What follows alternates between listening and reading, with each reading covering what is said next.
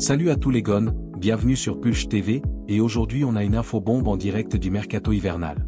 L'OL vient de lâcher un communiqué officiel qui fait parler.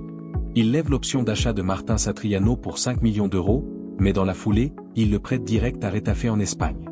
Oui, vous avez bien entendu, Lyon achète pour mieux revendre en prêté. C'est malin ou c'est le flop total qui continue? On décortique tout ça tout de suite, restez jusqu'au bout.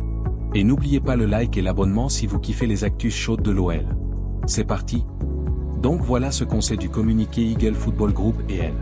L'option d'achat fixée avec Lens est levée. 5 millions d'euros fixes bonus pouvant monter jusqu'à 1,10 million sur la plus-value future, si Retafe le revend plus cher un jour. Ensuite, Satriano file à Retafe jusqu'à la fin de saison. Prêt initialement gratuit mais qui peut devenir payant jusqu'à 300 000 euros max option d'achat pour Retafe à 6,5 millions d'euros. Bilan financier potentiel pour l'OL, ils dépensent 5 millions maintenant, mais peuvent récupérer 6,5 millions, voire plus 6 bonus, en juin. Pas mal comme petit coup de poker. Arrivé le 1er septembre 2025 en prêt de Lens, Satriano a quand même joué 19 matchs toutes compétitions confondues. 3 buts inscrits, dont un doublé mémorable contre Nantes pour les 75 ans du club. Mais soyons honnêtes, ça n'a pas pris comme espéré. Avec l'arrivée d'Hendrick en prêt cet hiver, le temps de jeu allait devenir quasi nul. Paulo Fonseca ne semblait pas hyper convaincu non plus sur la durée.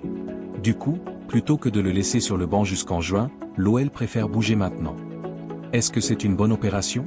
Oui, si Retafe lève l'option, plus 1,5 million de plus-value minimum plus les 10% Lens.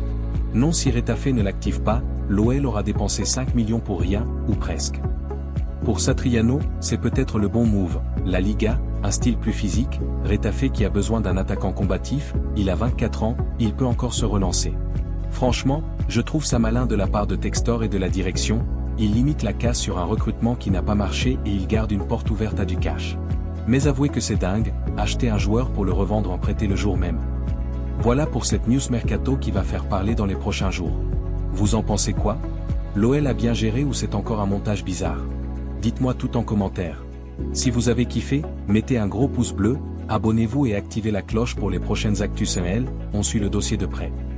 Merci d'avoir regardé, Forza IL et à très vite. Ciao.